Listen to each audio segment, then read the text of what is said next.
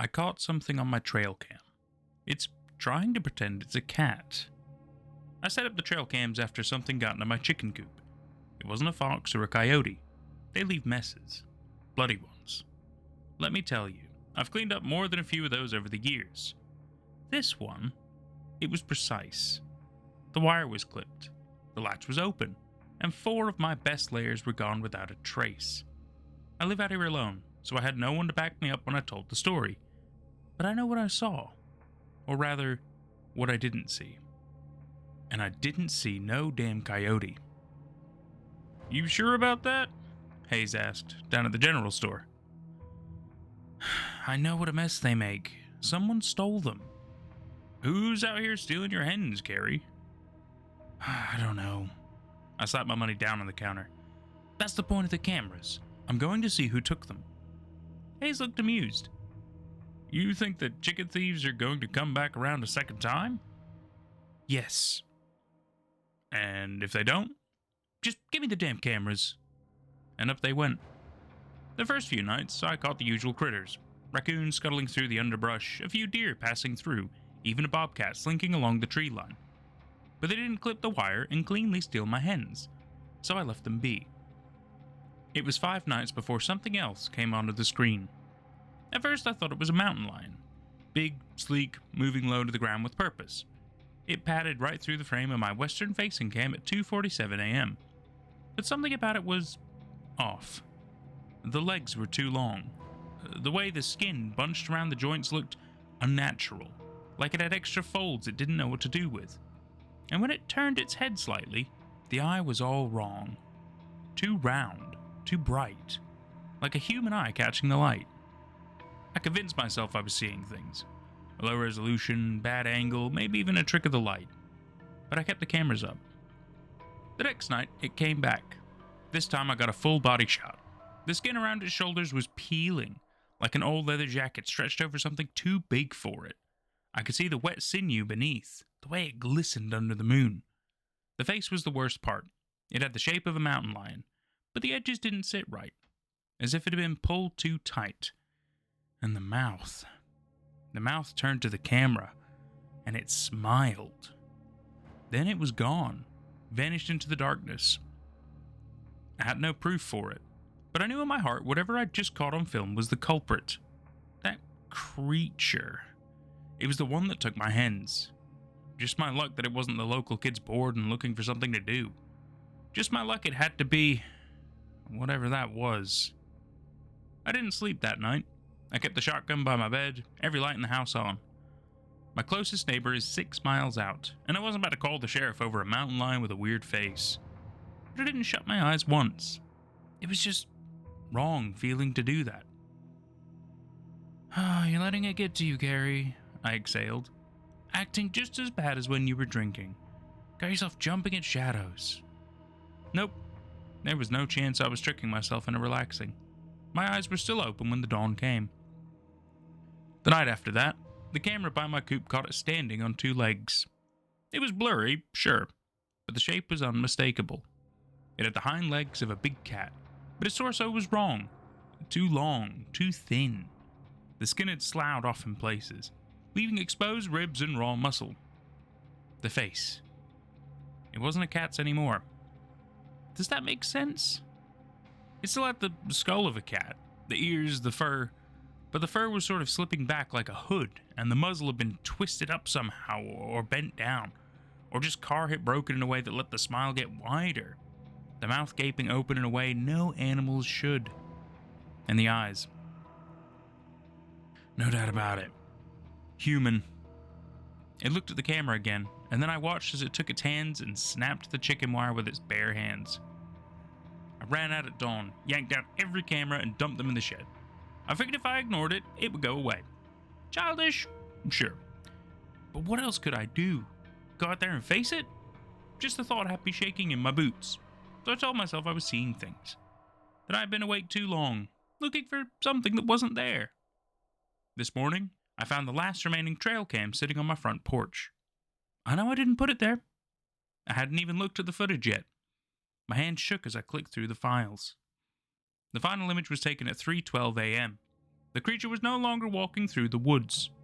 It was standing right in front of the camera, too close, its torn skin hanging in strips. Its mouth was open wide, its lips peeled back, revealing rows of jagged, uneven teeth. And its eyes. They were staring right into the lens, into me. Then, in the last frame, it screamed. I don't remember throwing the camera. I don't remember running back inside. But I remember the sound. It wasn't caught on video, but I heard it. A high, keening wail, like metal tearing, like something forcing its way through flesh that was never meant to hold it. I haven't left the house since. I don't know what it wants, but I know one thing. It's watching me now. And hands that can snap wire can easily figure out how to open a flimsy wooden door. And that was I Caught Something on My Trail Cam. It's Trying to Pretend It's a Cat by abolnetea. Abolnetea? Abolnetea? If it's a bologna tea, that's bologna and tea. That don't sound. I don't think I would try that. I'm happy for you to correct me though. I apologize for butchering your name. So this story is it's another example of short but sweet, right?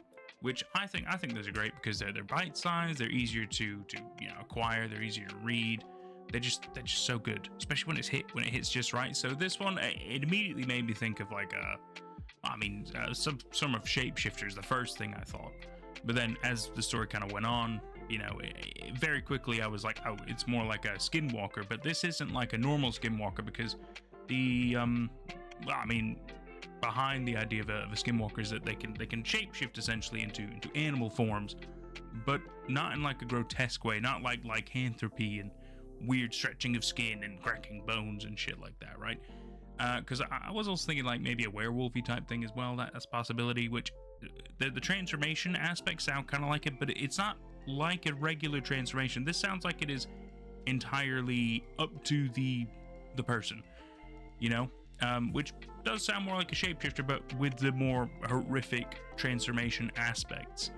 Which then it's creepy, it's weird, it's horrific, and the details in it are so good.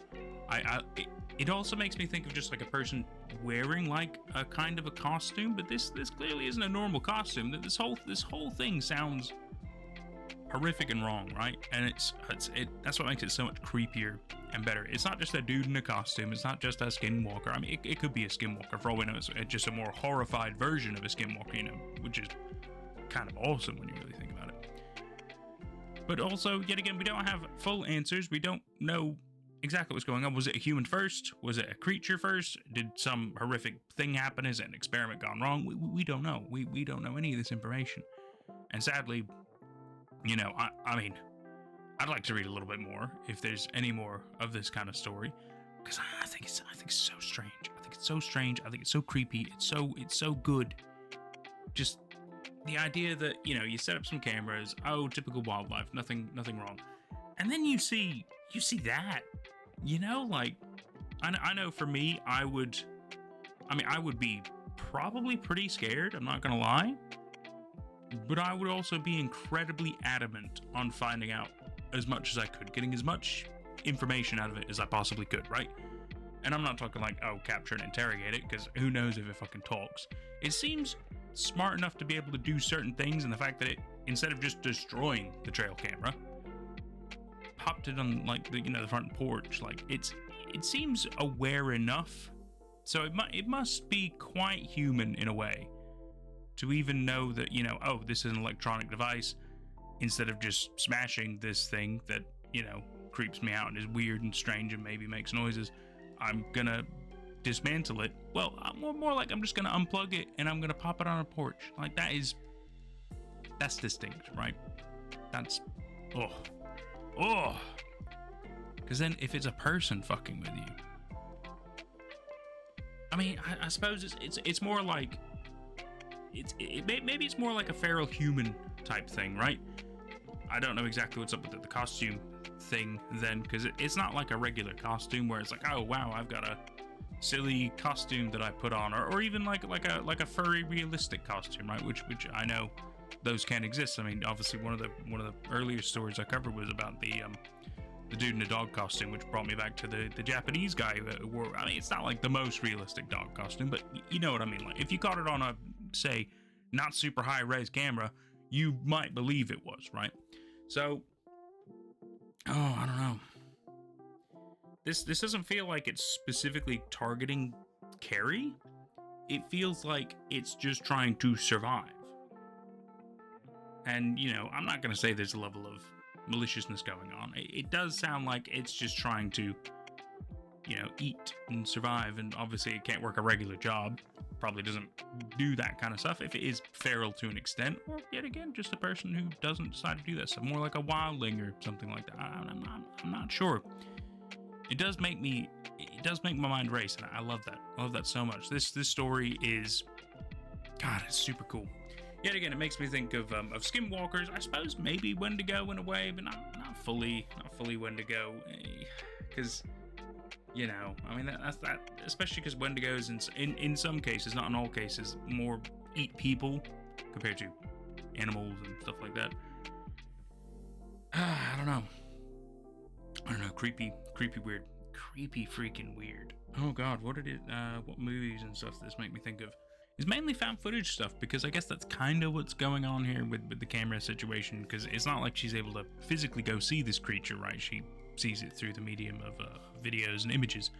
And so I guess that immediately makes me think of things like, I mean, Cloverfield is one to kind of mention, but it's just because it's like, it's horrors that you don't fully understand, and nor do you properly see, even though she gets to properly see them in the story, so not the best example.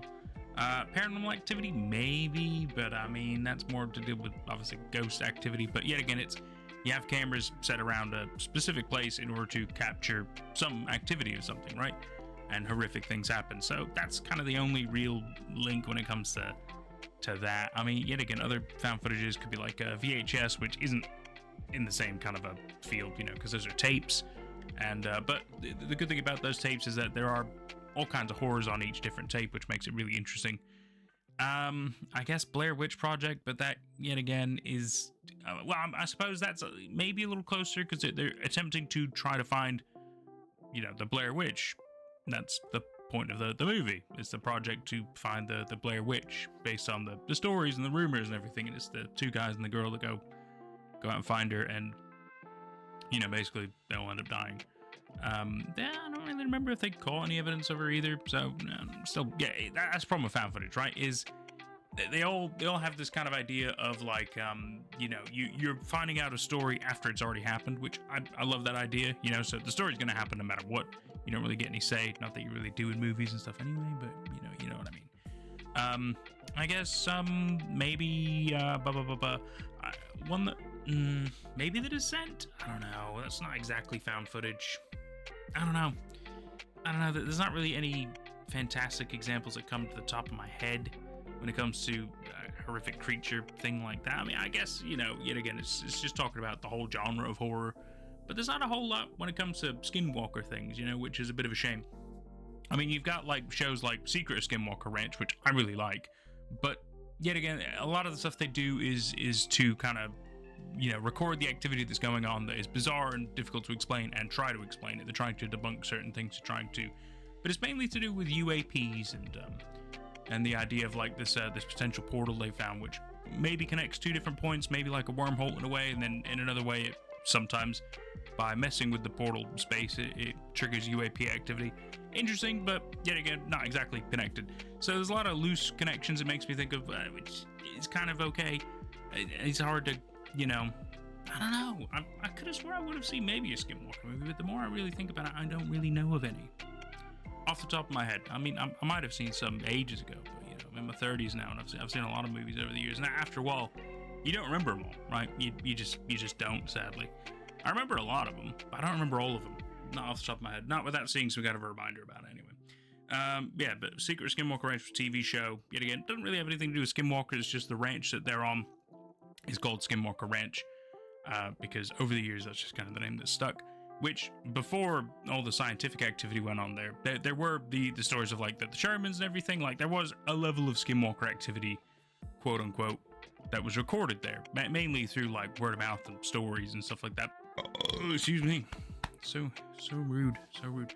But yet again, skinwalker activity is mainly in the Midwest, if I recall correctly. Maybe the north Midwest of United States is because it's definitely around like Utah, for example, the Uinta Basin kind of area. Based on the few shows and stuff that I've seen about that kind of stuff. Let me know what this made you think of, because I'm really curious to see other things, if there may be stuff that I should be more aware of, because I think just the description of this thing is what really kind of gets me. I love it. I love it so much. It's horrific, right? Horrific in a great way.